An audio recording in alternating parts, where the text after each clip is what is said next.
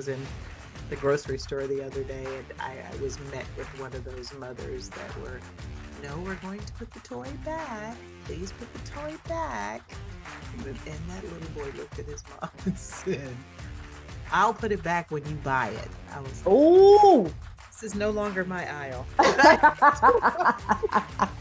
To walk away. Kids want guidelines and boundaries. They are most comfortable with those fences. You're not being mean and an ogre unless you're delivering it that way. right. So the procrastination again comes in the form of not wanting to confront because they feel like it has to be an agitated conversation. And I tell everybody, you can tell anybody anything. It's how you say it. Happy Wednesday to you. Welcome to another episode of the Getting the Win Show. I am your host, Melissa Thomas. Thank you so much for joining.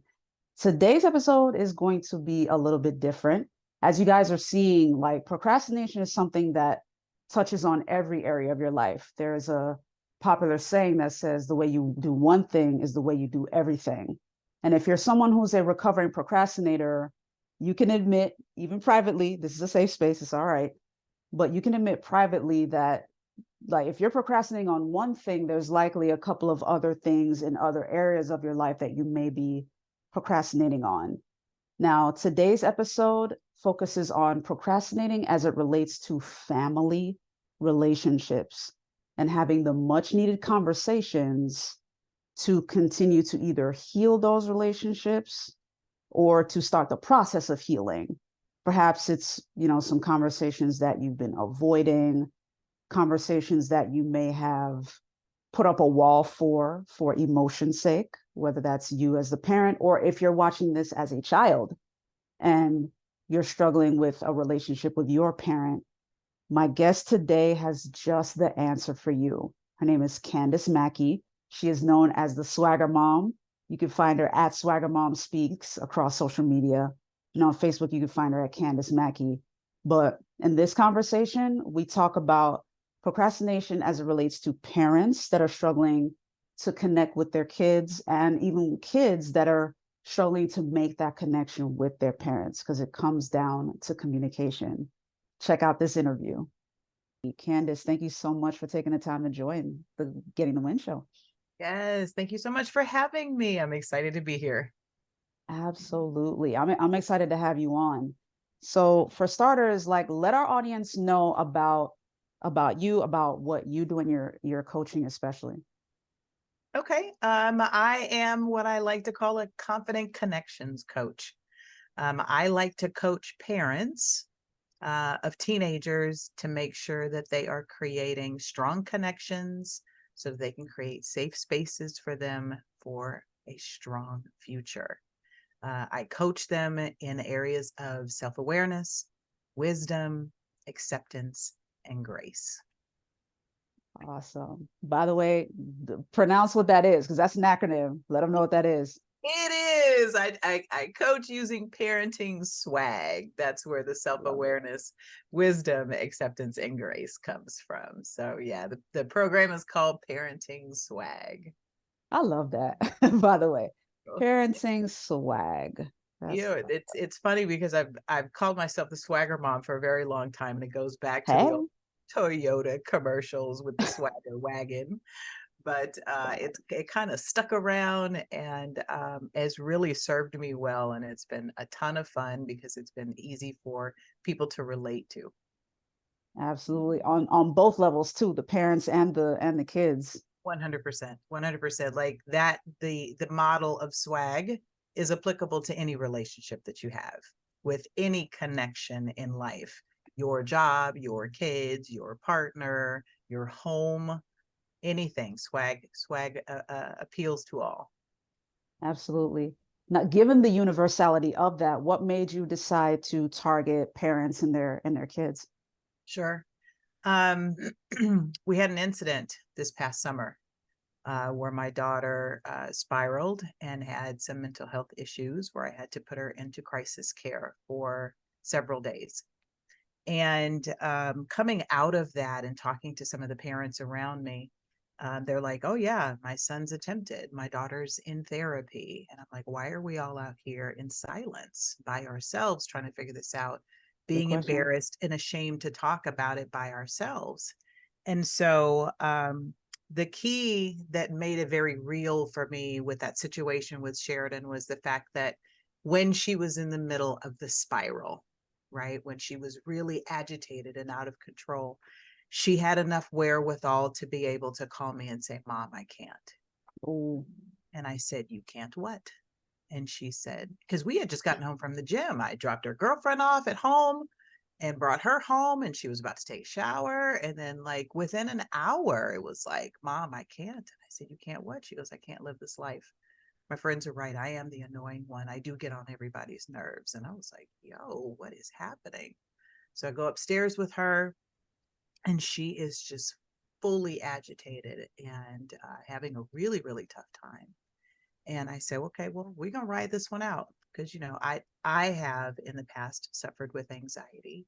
She has had anxiety from time to time. And up until this time, we had kind of just managed it at home, not realizing that it was a little more pronounced. And so that night turned into calling and then taking her to a facility because I heard I heard God and the Spirit tell me, Candace, this one's a little bit beyond you. And so after she got out and, kind of stabilized and we got her some really good aftercare, I was able to ask her, I said, what is it? Like, why do you and your friends feel like they always can talk to me? And they said, Mom, you really listen. And I had to really kind of sit and think in that. And they were like, you don't make us feel guilty or bad for thinking the way that we do. Like you've got boundaries and guidelines, but you still allow us to express ourselves and kind of say what we're thinking. And then you come in with a different perspective and get us to kind of go, oh, okay, I hadn't really thought about it that way. And so that really, like, and Sheridan's my third. I've been a mother since I was 15 years old. So I've been doing this parenting thing for a very long time. And, boys are different than girls. She's my only girl. She's my last one. I'm older in life. I'm a little more experienced, a little more educated. And some of the things that I saw with some of the other parents are the parents not paying attention to how they present information, how they word requests. And so the requests are going out to the kids that are very me oriented, right? Like it's what I want, not considering what the child wants. That's that self-awareness, right? And then from a important. wisdom perspective, like what did I do in the past?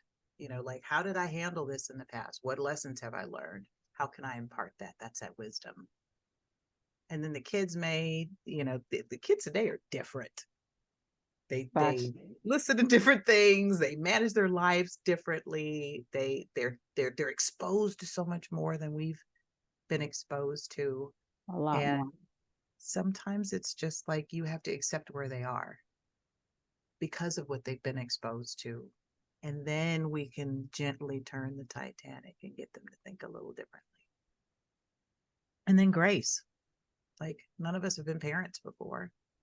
No, nobody gave us a handbook on how to handle teenagers. We got the, what to do when you're pregnant and expecting and how to change diapers and what to buy. That got you to like 2 or 3 years old. And it's a tornado after that. Like, Personalities, relationships, feeling different, exposure. Like no one ever tells us how to navigate this piece.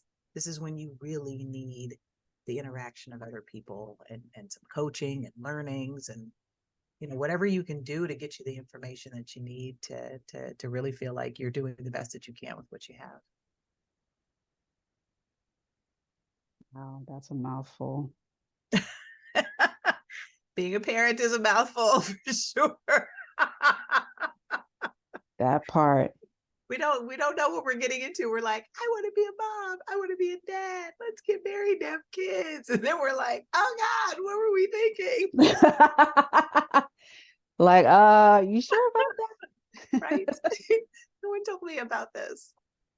Yeah. So I mean, in the in that context of procrastination and productivity, like how do you normally in your own business practice, in your own coaching, are there moments where you kind of hit a wall and you're like, like I don't really feel like doing this, but like you push through it? Or do you use like certain tips and tools for staying productive and getting the results you're looking for? Sure. It's a little bit of both, right? Mm. Still human. No matter how old you get, you're still human and you still run into situations. And this self-awareness piece has just been so paramount. Like I learned so much with the flight assessment and becoming an extreme execution certified coach. And by far that self-awareness, that first tenet that's key, right? So for me, um, I tend to distract. I'll get busy. I will be busy being busy, right? All kinds of, I got a to-do list. There's post-it notes all over the place. And it's been in recent days with a lot of what's the main thing? Are you making movements in the business? And so a lot of that kind of stop and assess, and it's like, all right, Candace, you've been playing your game on your phone, or why are you scrolling through Instagram when you've got a whole screen full of stuff that you're supposed to be doing? And so it's very intentional self-awareness and kind of going, okay, get up, take a walk, come back, refocus, Mm-hmm. because you got to get these things done. And then like prioritizing the to-do list. Like I'll have 30 things on my list, but maybe only 5 are really paramount to the business, and I can delegate the others because my people are perfectly capable. But Yeah. I'm an enabler. I am in recovery. I'm in therapy. I am an enabler because I like to take care of people, like that flight attendant, that GC in me. I like to be there and make sure your experience is good. But then I go Yeah. to bed and I'm like, nobody helped me. These people suck. I Dang. did it. I did it. Right. Yeah. I did it. I have to be okay facing that conversation and letting them do it their way, not my way. Very true. Very true. And for you who's watching, you a lot of what Candace is talking about, you've heard me discuss on the show in terms of prioritizing the different tasks on your list and how to do that. Particularly episode 4, you heard me go into extreme detail in terms of the Stephen Covey time management system, the quadrant. Remember, cut out quadrant 4. If it's not important or urgent, don't do it. Okay. I They know. keep busy and I can just get it done. See, no, no, no, no. Not all motion is productivity. Not all motion is productive. You know what I mean? I'm So in recovery. I'm in recovery. yes, Candace is in recovery. So, and I mean, that could be you too. You might be in recovery as well. And this is the beauty of being in a community where you have accountability. Candace and I are both in ET's UOU mastermind. ET being ET the hip hop preacher, for those who may not know, Dr. Eric Thomas. But that mastermind is a great community of people who are needle movers and shakers. Like these are big decision makers that move very quickly. And you want to keep pace. And it's fortunately not a community that makes you feel bad where you are. They Yes. encourage you, they get behind you and kind of push you forward. And that's the community you want. So, make sure, again, feel free to join this one. We're goal getters out here. You know what I mean? It we're is. we're about getting this win. But Candace, kind of talk to us about, in terms of your coaching program, what does that look like for parents and young folks that want to get involved? What does that experience look like for them, and what are the results they get at the end? Sure. From a parental perspective, the first thing I want to do is really is understand you. Like I'm not even going to ask what's going on with the kids just yet, right? I want to get to know you. What are your goals? What was your childhood like? I know people are like so triggered by the fact that we always go back to childhood, but it really does stem back to your interactions with your parents, your interactions with your siblings. For me, I was able to go back even to what happened to my dad as a Mhm. child and realize how that affected me. So, just let's have some conversations. Let's talk through like what your life is like, and then where are you finding resistance in your home? Not just with the kids, like in your home altogether. Mm. Is work affected by this? Like, I want to know you as an individual, because parenting is affected by who you as an individual is, right? So I get to know you. Then we talk about the ages of your children and examine like where they are, what your expectations are. Um, there'll be a time where I may ask to talk to them depending on the age of the child and if they're aware of what's happening. Sometimes I'll start with the kids depending on what's happening, right? Sometimes the kids come and get me. They're like, can you talk to Mm. my mom? I have a lot of high school kids in my house. Talk to my mom. Like a I can't mom. explain it. I am. And I've always been a safe haven, even for my oldest, who's 38 now. Um, I It wasn't until 2021 after the pandemic where I said, I can't take any more people in. More people can come and live with me anymore, because I was just like Oh, tired. But obviously if somebody needs me, I'm here for them. But it's always just the toughest age has been 17 to 21, mm. Why is that? because the kids are now becoming adults, and the adults still want to parent them like their kids. Mm. And the realization, I had an incident with the oldest. He got in trouble 3 months after turning 18. And I had to realize he's an adult and I can't bail him out. And that became my whole movement forward, that I coach people on to understand. Once they turn 18, you can't go bail them out. Like, they're done. You guide them. So they need you even more to have the conversations, to help them think through decisions. Don't just tell them your opinion. They don't want to That hear part. opinions. That part. They completely tune out on opinions. Guide them through. I call myself the perspective provider. Had you thought about? Please consider. My 21-year-old's he was like, oh, Uncle Thomas is going to sell me his car. I said, for how much? For 27? I was like, okay, well, wait a minute, hold on. Have we done any research? What's the history of the vehicle? Is that a fair market price? Like, they need you more to help make those decisions and understand why you do the things that you do, why you're asking them to do the things that you're asking them to do. So, again, I want to know about you. I want to know where you're meeting resistance. And then I'm Mhm. going to ask you like how you're approaching the situation and what your expectations are. And I'll probably spend more time with you on understanding perspective and how the adolescent teenage mind works. Memory is not their strong point.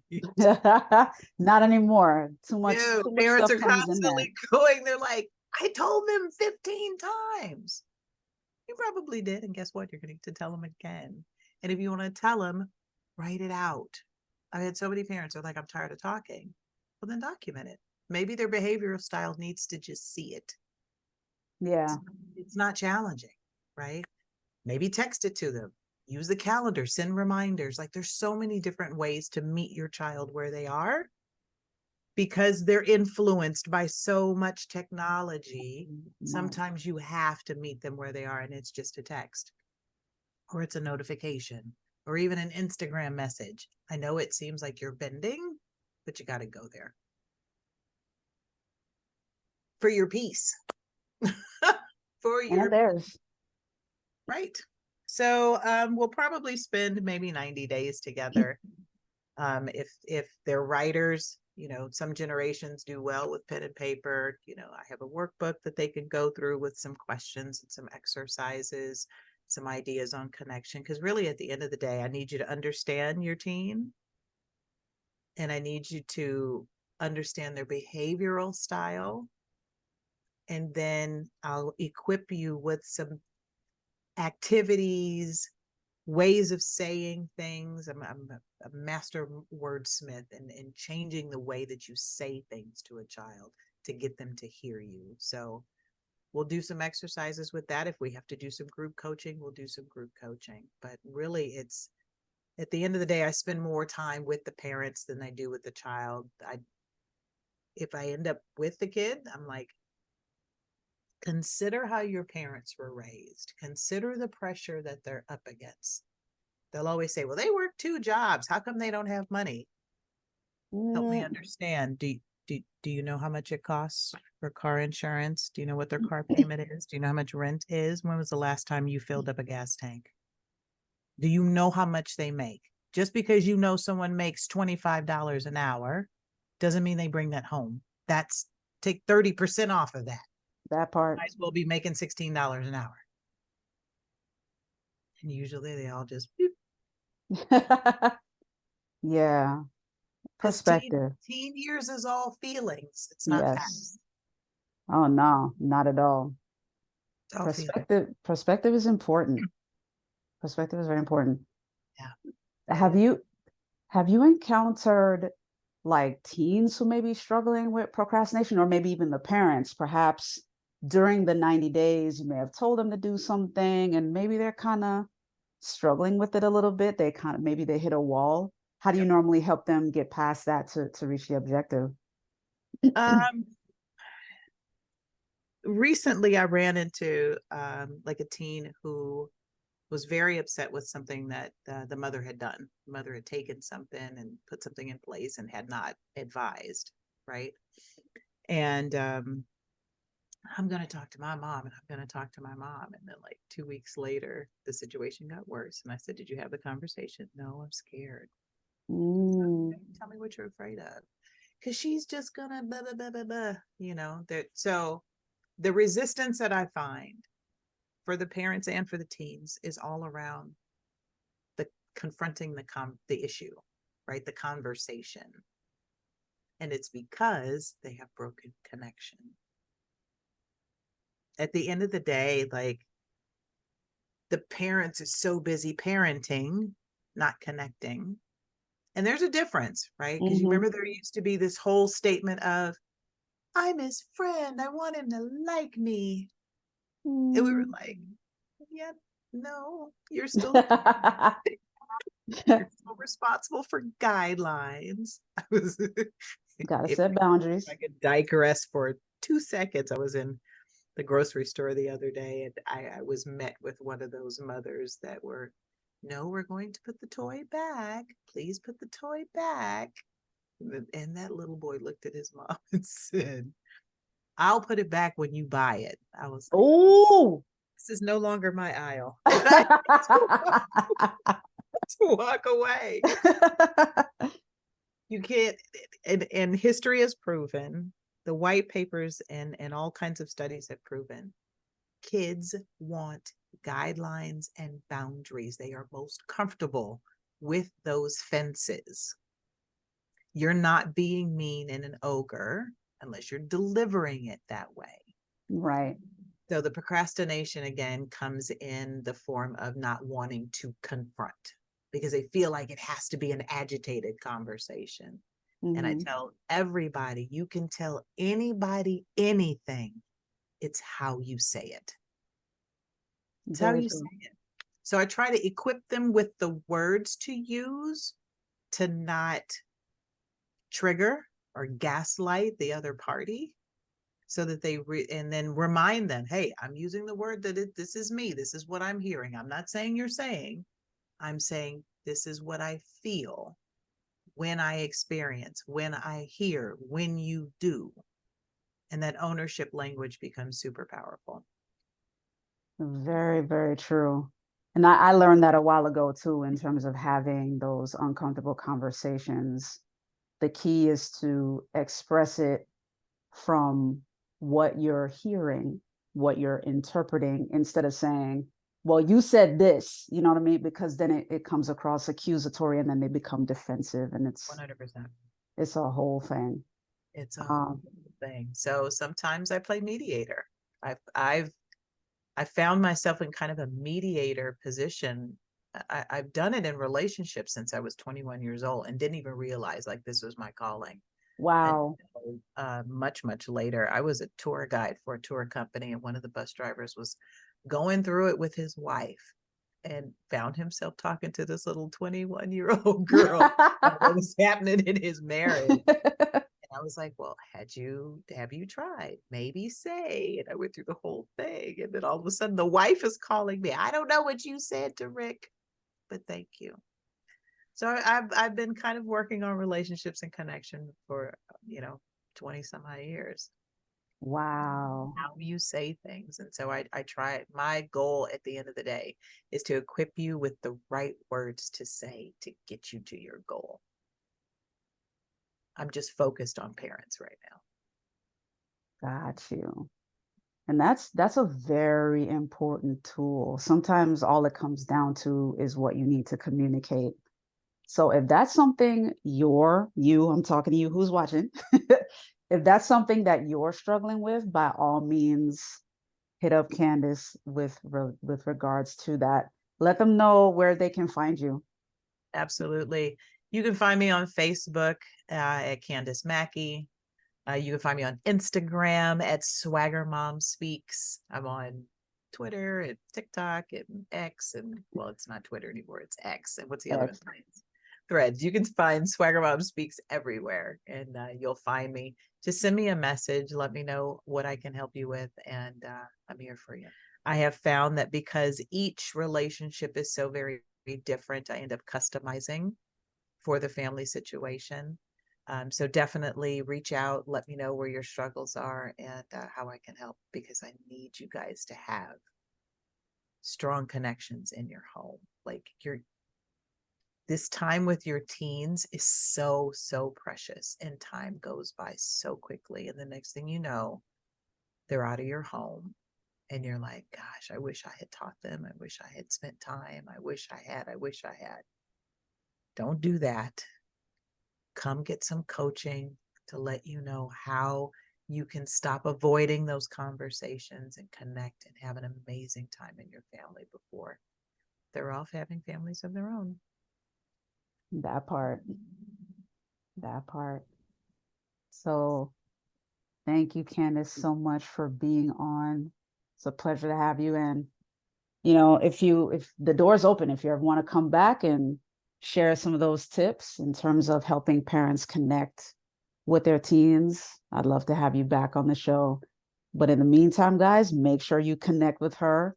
If communication is the one thing that's causing you to sit on your luxury item, she is somebody that can help you get it done. So make sure you hashtag get on that. Don't use communication as the excuse anymore. Make sure you take care of that. Yes. And in the meantime, let's go out there and get this win. All right. Thank you so much, Candace. We appreciate you. You're very welcome. Thank you for having me. Was that not an awesome conversation? Guys, once again, if you want to connect with her, be sure to hit her up on the socials. Make sure you find out about her coaching program. We don't want communication to be the only reason you're procrastinating on creating a better experience and relationship in your family. It doesn't always just apply to you as a parent and, connecting with your kid, or you as a child connecting with your parent. It can be even, from peer to peer. Communication is universal. And unfortunately, so is procrastination. Procrastination applies across every area of life. And we have to be productive and careful in all of our affairs. So the winning move for this week is to kind of take inventory of your relationships. And if you watch this episode and you know for a fact 100% that it is your relationship with your parents, or if you're the parent, your relationship with your child that does need to be fixed, then by all means, do your homework as it relates to how to have difficult or necessary conversations, because that's going to help move the needle forward in your life with that person. If it's maybe work related, maybe it's a colleague that you're having a problem with, or a superior, someone who is above you, in the hierarchy that you're having a problem with, there are ways to have those necessary conversations. And there are different keywords that you can use to navigate the conversation so that you can move forward and move the needle, most importantly, so you can get the results that you need, so that you're not procrastinating anymore when it comes to that. Relationships are very important, and all of them come down to communication. So that is your winning move. Research, take inventory of your relationships. If there is one that you need to mend, do the research that is necessary to have the necessary conversation, that difficult conversation. There are plenty of resources that kind of teach how to have those difficult conversations. And you did hear Candace reference the flight assessment. So you can check it out at flightassessment.com, www.flightassessment.com. What that is the DISC assessment, but it's provided by E.T. the Hip Hop Preacher, Dr. Eric Thomas. And it's done using the analogy of the airport. So there are 4 different personality types in the DISC assessment, and he assigns terms that are very easy to remember and very applicable for you to use. It'll be the best 15 minutes of your life. It is an investment, but it's a low-cost investment to learn more about yourself and about the people around you. One of the letters in Candace's swag is S, which is self-awareness, which is very important. So take the flight assessment, get that self-awareness that you need, all right? But in the meantime, thank you so much for tuning in. Appreciate you. I'll see you next Wednesday. And it is the holiday season, guys, so be sure to check out the merch shop. If you are curious about the shirt, you want one for yourself, check out the merch shop. You can go to gettingthewingear.com. That way you'll see this shirt, you'll see a bunch of other accessories as well. We've got hoodies, we've got sweats, we've got all the gifts that you could possibly want to buy for yourself and for your folks to get the message out about being as productive as possible and staying true to yourself. Because the mission of this show is to turn procrastinators into producers. That's why I always task you guys to hashtag get on that and make sure you're on top of your luxury item. And that way you can rock the gear to remind the world that you are all about that luxury item. You are all about getting things done, getting the goals instead of simply setting them.